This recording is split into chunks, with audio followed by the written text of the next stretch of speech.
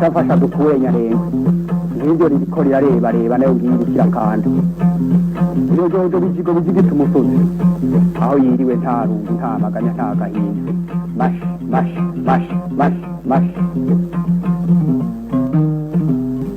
inka imirima n'ibidukikije ibihugu bihuza abana ndikugura nama ndumwungere w'amagana nsangiye umurimo ndamuganga avura inyongo ngavura kwaje. inka imirima n'ibidukikije ni ikiganiro mutegurirwa n'ubushikiranganji bw'uburimyi ubworozi n'ibidukikije mukagishikirizwa na televiziyo y'u Burundi.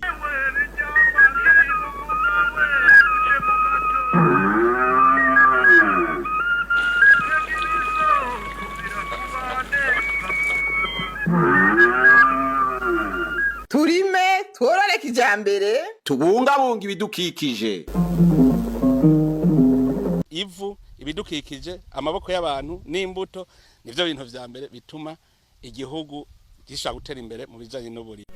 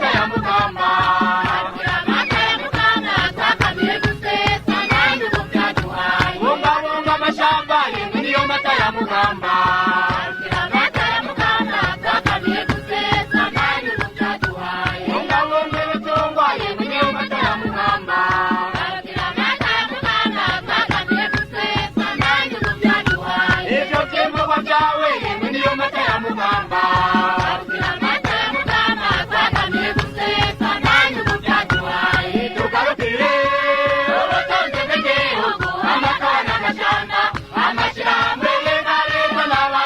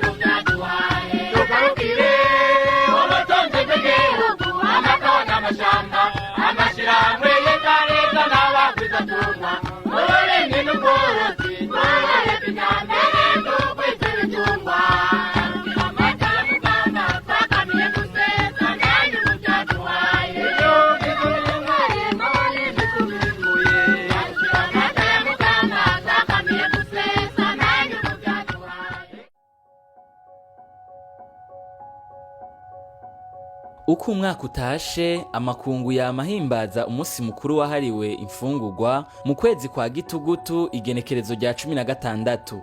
Muri uyu mwaka turimwo w'ibihumbi 2023 uwo munsi wahimbajwe ku civugo ngo amazi n'ubuzima, amazi aratugaburira, twese tuyabungabunge. Mu kiganiro c'uyu munsi tuganira ku kamaro ayo mazi afitiye abarimyi n'aborozi eka mbere n'abarundi muri rusangi. Imana rero yaraduhezagiye yaduhaye icyo nokwita iyo ngabire ikomeye kuko ibindi bihugu birindira amazi avuye ahandi ariko twebwe twaratomboye inzuzi zose zitemba ziva mu Burundi. Uko rero umwaka utashe igihugu cyacu cy'u Burundi cyama cifatikanya n'ayandi makungu mu kuninahaza uyu munsi mukuru twahaye icibwa kivuga kiti amazi n'ubuzima, amazi aradufungurira kandi twese duhamagariwe kuyakingira. Umwaka rero w'ibihumbi 2023 tukaba twahisemo guhimbariza uwo munsi mpuzamakungu ngaha mu Kirundo kuko iyi ntara ya Kirundo ari intara idasanzwe. Munavyibuka mwese iyi ntara ya Kirundo yarigeze kuba ariyo igaburira igihugu cyose gushika naho mu maprovince yose mu makomine yose ariho twakuye izina ry'ibiharage bita Kirundo. Aha rero twovuga tuti n'uri mu gisagara ca Bujumbura arashinovora ibintu bivuye mu Kirundo. Nico gituma rero twaciye duhitamwo iyi ntara kugira ngo dusubire turabe tuti mbe yahangiro ya kera ko Kirundo yagaburira igihugu cyose, ubu iryo hango tuzogaruka turishikeko. Turabona rero yuko bizotera bigakunda kuko dutera akajisho hirya na hino turabona yuko iyi ntara itotahaye. Kuri uwo munsi mukuru wahariwe imfungurwa kabaye akaryo keza ko gutanguza umwaka w'uburimyi w'ibihumbi 2023 ushira w'ibihumbi 2024. Ico gikorwa kikaba cabereye mu murima w'ishirahamwe ry'abakutsa kivi bo mu ntara ya Kirundo. Twe twakingurutse ni iteka twatewe, twarumvise batubwiye twe tuzoza kugurira umwaka w'uburimyi ku itongo ryanyu aho musanzwe murimira muratujana tatubazana ngaha kuri umutumba wa Runyonza muri komine ya Kirundo. Twebwe rero turashimye twakingurutse kuri iteka baduteye. Hanyuma umwaka w'uburimyi twebwe turabona yuko ikirere kimeze neza. Turabona yuko ikirere kimeze neza kandi turabyishimiye. Murabona ko tuko turatera ahantu hakanye. Ino ntara siko byahora biri. Twarumvise yuko imvura izogwa ari nyinshi. Ngaha igipande kininiya tuzotera ibigori, igipande gitoya tuhatere imbuto y'ibiharage. Mwabonye yuko ibigori twateye ari bwa bwoko bwa kijambere bimwe bita ngo ama hybrid. Hanyuma ubwoko bw'ibiharage twateye ni imbuto bita basore. Twe turima rero imbuto irobanuye, ntituva gutora imbuto yari yo yose kugira ngo uronke umwimbo ushimishije ubwiza gukoresha imbuto irobanuye. Nizo mbuto rero zibiri, ivyo bigori by'ama hybrid hamwe niyo mbuto y'ibiharage bita basore. Twabanje guca imikobeko mu ntumbero yo kugwanya inkukura kugira ngo imvura niyagwa ari nyinshi hako yo twononera umurima y'iwacu zosange twaciye imikobeko. Hanyuma imikobeko murazi kucitanguwo isitangira iyo nkukura iyo twaye ivyo twateye. Murabona yuko twamaze no gutera ko n'urubingo nko mu ndwi zibiri rwamaze kunaga. Twebwe twaracipanze ko naco gituma twashize imbere cyane cyane ibigori nibe tuzotera byinshi ko tuzi ko ibigori byo birinda n'imvura nyinshi. Ibiharage tuzobitera mugabo twabitegekanirije igice gito hegitari imwe ku hegitari 3 tuzotera ngaha. Abarimyi bategwa kamo ko gukurikiza ivyo basabwa n'abajejwe igisata c'uburimyi kugira bikunde umwimbu gwire. Twebwe nk'abakutsa kivi bo mu ntara ya Kirundo twagiye dutera kamo abarundi bose basanzwe batungwa n'uyu mwuga wo kurima mbese n'ubukorora kugira ngo bitabira kamo twatewe n'abajejwe igisata c'uburimyi n'ubworozi n'abajejwe ibidukikije kugira ngo dutere ivyo baduhanuye gutera. Ni kuvuga baduhanuye gutera ibiterwa birinda imvura ko batubwiye yuko kwaka gatasa azogwa imvura nyinshi. Hanyuma twiteho gutera imbuto zirobanuye kandi dukoreshe intabire kuko aho watabiye uragwiza umwimbu inshuro 2 canke 3 ukarushiriza wa wundi yateye atantabire yashizemo nkuko nyene cubahiro adumiriza niho wa muntu woronka ivyo ufungura wa mufuko nawo ukajamwe amafaranga mbese menshi. Iyo umurimyi ateye imbuto zirobanuye mu murima wiwe ukingiye inkukura abasigaye akeneye imvura kugira ibitegwa vyiwe bikure neza bimuha umwimbu. Amazi n'ubuzima, amazi aratugaburira, twese tuyabungabunge. Ico civugo rero nkuko mwacumbise twagishitse kugira ngo twibukanye akamaro ntangere amazi afise mu buzima bwa kirema muntu.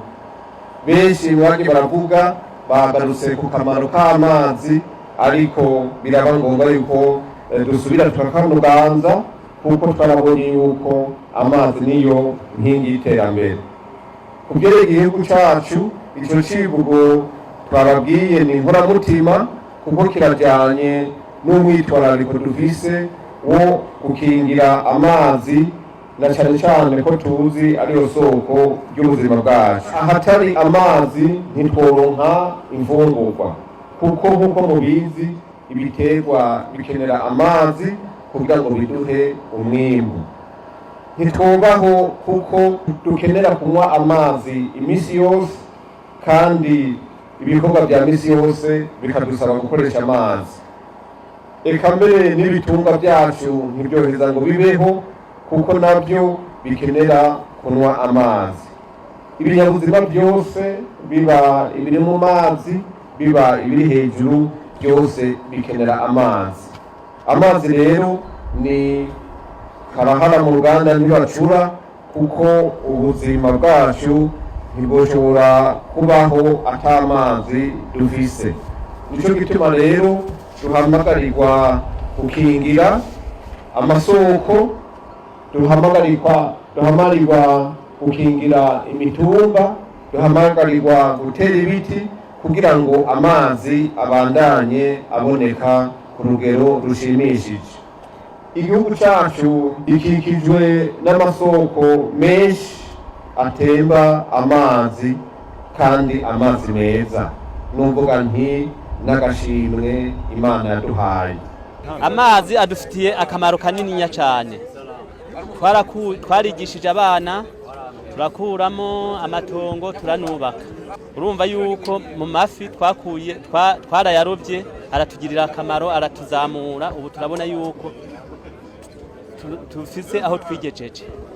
Jewe nitwagwa Gasanamisi haba ndobera mu biyaga byo mu buraruko. Hariho Cohoha, hariho Gwero, hariho na Gitamo, hariho Gacamirinda, hariho Mwungeri, hariho Kanzigiri. Amazi ni kirumara mu buzima bw'umuntu kandi ni kirumara ku bidukikije. Rero amazi afasha mu kubaho k'umuntu kandi afasha n'ibinyamuzima bisanzwe dufise mu biyaga. Amazi akamaro cyafitiye ndayakuramo umwimbu wo gufungura kongera kandi nkayakoresha mu bikorwa bya misi yose bijanye no gutegura imfungurwa.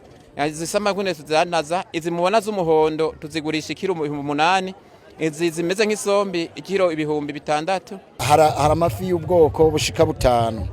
Hari iyo bita inonzi ikiro turashobora kugigurisha 8 ahi wacu. Hari iyo bita imamba, ariyo bita injombo turashobora kukigurisha 7,000. Imare turashobora kuyigurisha ikiro 7,000. Ibisamaki zitonyi arizo bita tarapia turashobora kukigurisha 10,000. Ukaca uronka amafaranga umufuko ucuronka amafaranga bikingiye kwa wa mwimbo uturutse mu mazi. Umunwa urashobora kuronka icyo ufungura bitewe n'uko twakoze dushingiye ku mazi.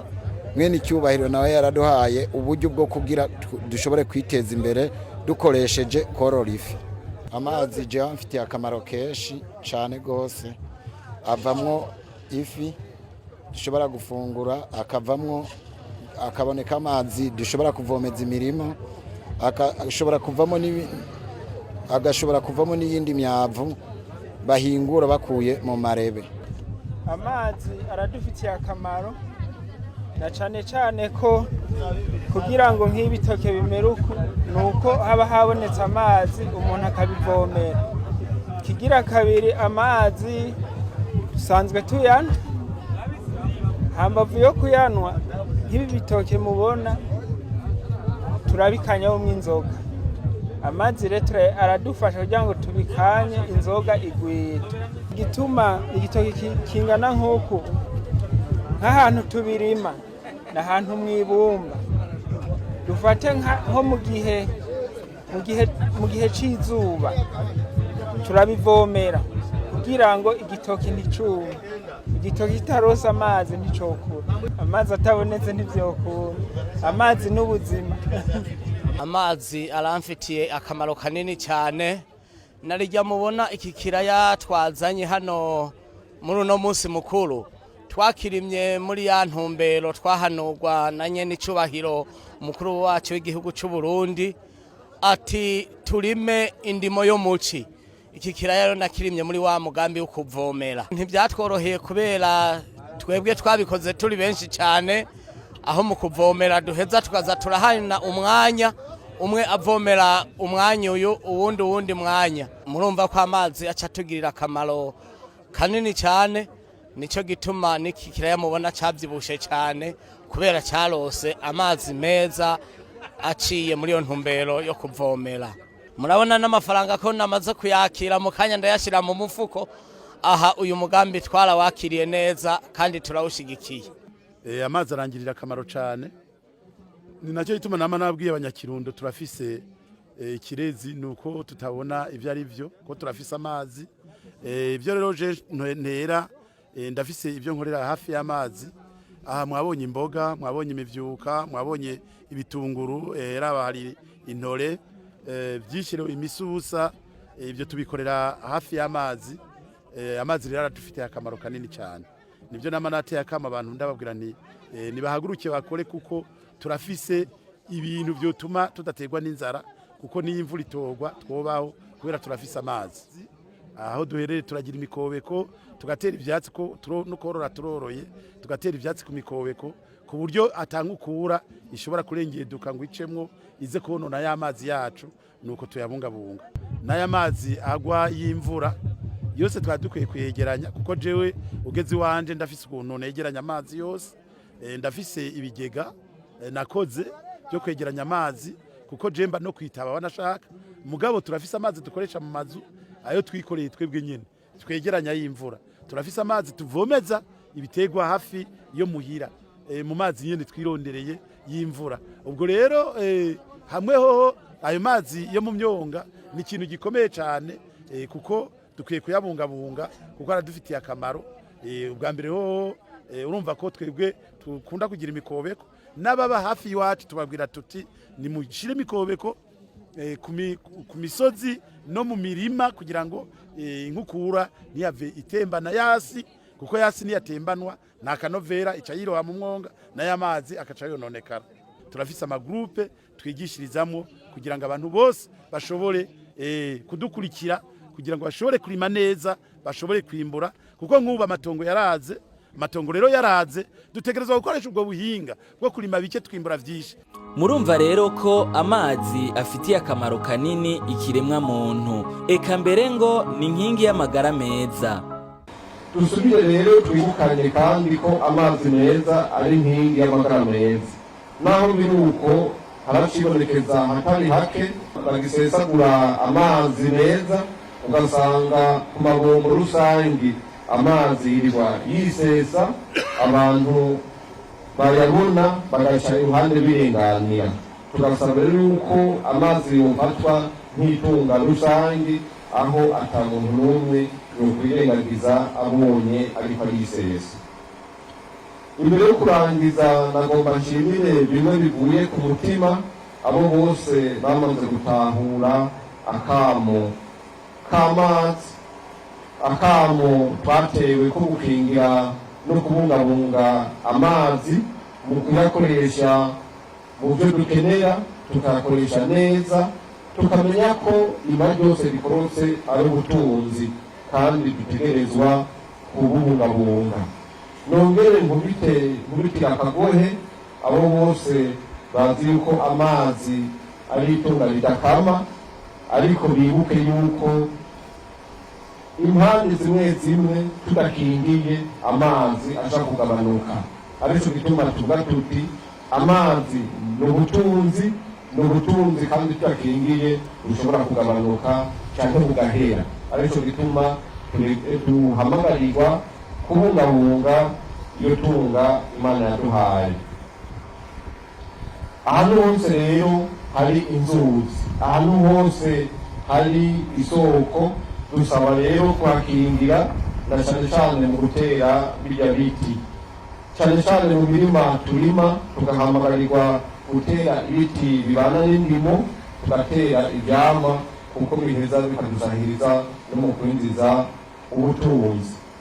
Sinorangiza rero rino jambo ntashimiye ubwa mbere ababumva bose baje kudufasha guhimbaza uno munsi mukuru, kuko kabaye akaryo keza ko guca duhezagira imbuto, tukatanguza ibikorwa nyezina byo kurima, tugasaba n'Imana kugira ngo izidufashe ibirima bize bituzanire umwimbu, bize bidufashe amazi yahora atemba, tukingira ibidukikije kugira ngo anyengetere ntadutware akanovera kacu, gutyo amazi yame ari meza, twame turonka amazi dukoresha, twame turonka n'amazi duha ibindi bihugu, gutyo rero igihugu cyacu kize kirangwe amata n'ubuki, gitemba amazi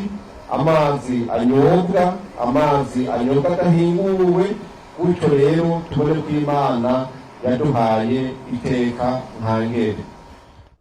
Dushize inguvu hamwe mu kubungabunga amazi yacu, birashoboka ko umunwa wose uronka ico ufungura, umufuko ukaronka amafaranga. Birashoboka kandi ko dushika kuri ya ntumbero y'igihugu cifashe mu 2040 n'igihugu giteye imbere mu 2060. Shafasha dukure Nyarenga, ngiryo ririko rirareba nayo ngirikira kandi iyo jojo bijigo bijigita umusozi, aho yiriwe nta rungu nta maganya nta gahinda, mash.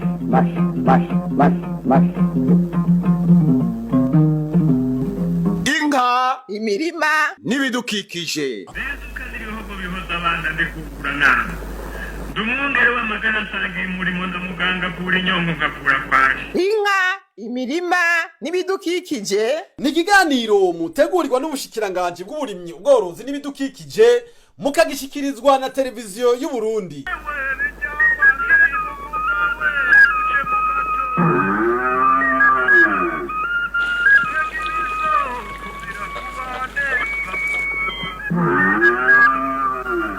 turime tworore kijambere, tubungabunga ibidukikije.